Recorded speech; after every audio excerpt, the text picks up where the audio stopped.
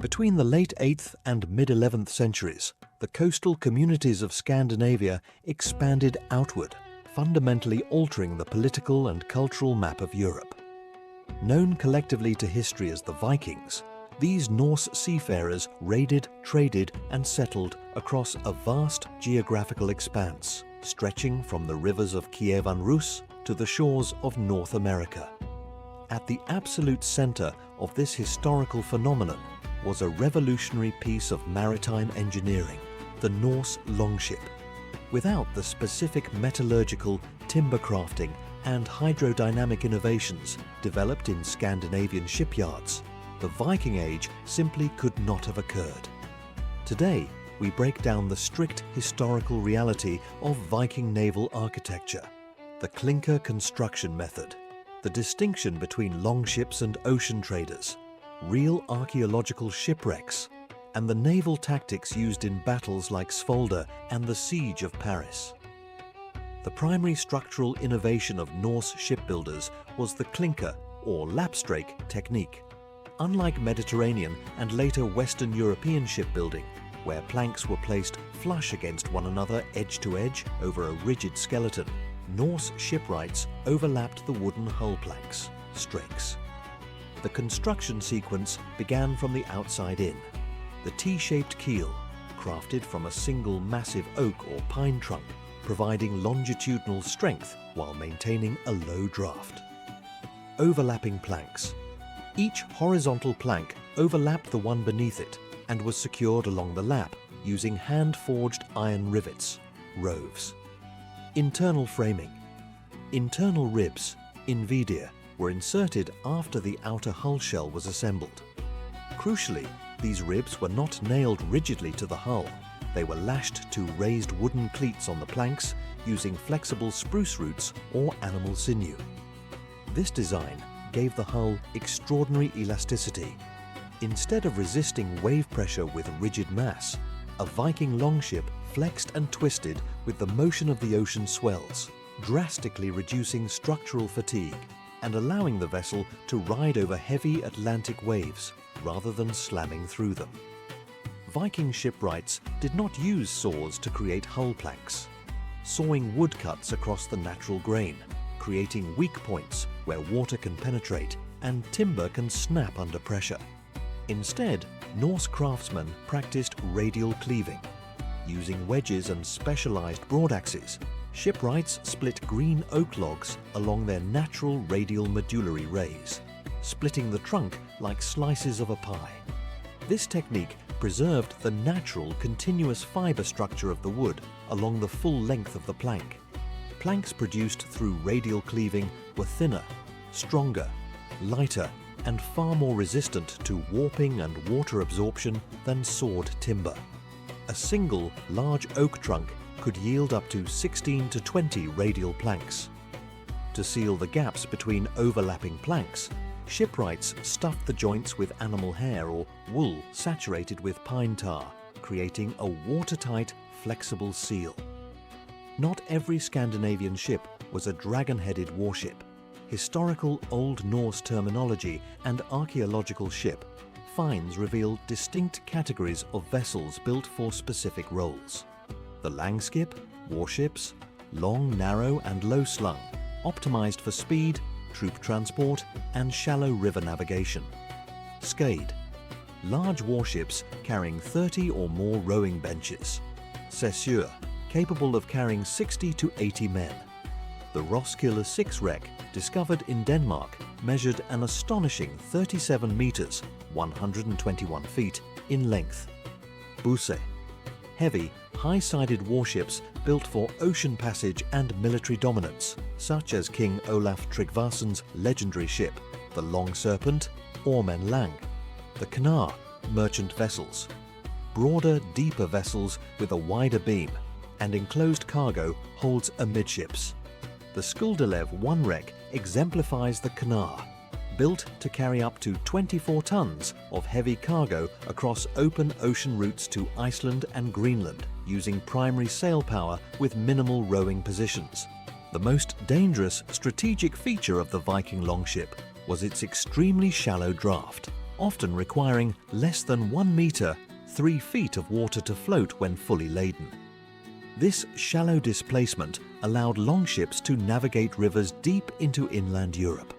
Rivers like the Seine, the Loire, the Rhine and the Dnieper, bypassing coastal fortifications and striking cities far from the sea.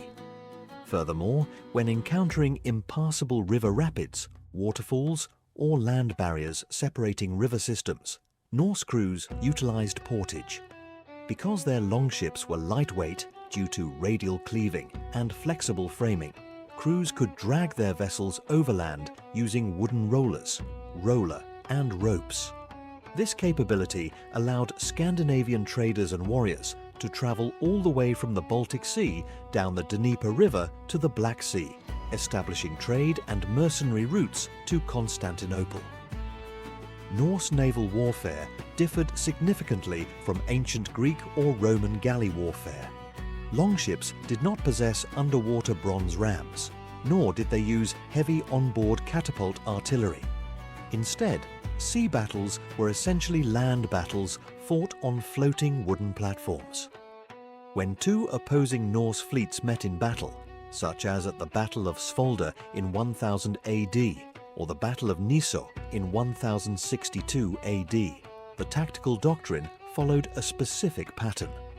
Lashing the fleet. Commanders bound their ships together side by side using heavy ropes, creating a unified flat defensive barricade on the water. The largest, highest-sided ships, buses, were placed at the center of the line. Ranged missile phase. As fleets closed distance, crews launched a barrage of iron-tipped arrows, throwing spears, at-gear, sling stones and heavy rocks. Boarding actions. The battle was decided by brutal hand-to-hand combat. Marines boarded the outer edges of the enemy's lashed formation, attempting to cleared decks plank by plank, cutting the binding ropes of cleared ships to isolate and capture them one by one. Modern historical understanding of Viking maritime technology relies on groundbreaking archaeological discoveries in Norway and Denmark. The Oseberg ship, discovered 1903, Norway, dated to approximately 834 AD. A lavishly carved oak vessel measuring 21.5 meters long, serving as a royal burial ship. While highly ornate, its low gunnels indicate it was primarily used for coastal transit rather than rough Atlantic voyages. The Gokstad ship, discovered 1880 Norway, dated to roughly 890 AD. A robust, ocean-going warship 23 meters long.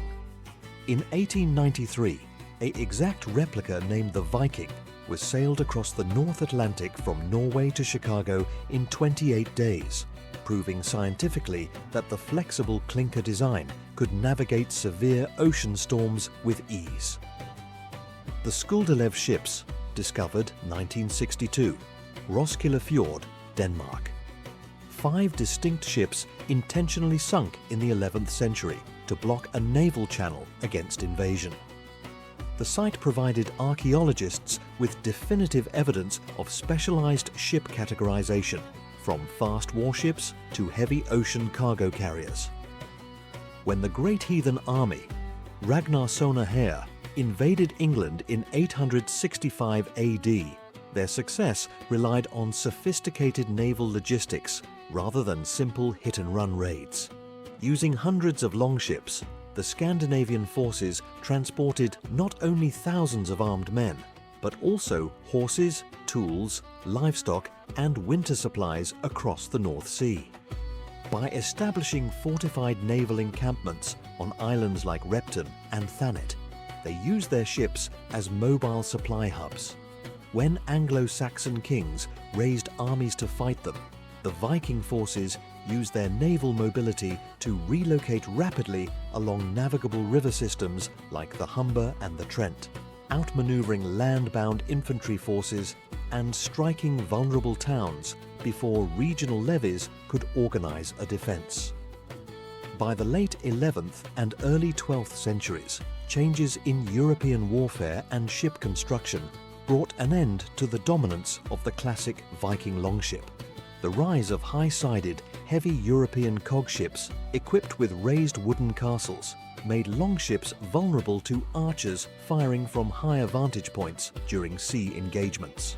Furthermore, the consolidation of centralized feudal kingdoms in Scandinavia shifted military organization away from seasonal sea raids toward standing feudal armies and castle fortification.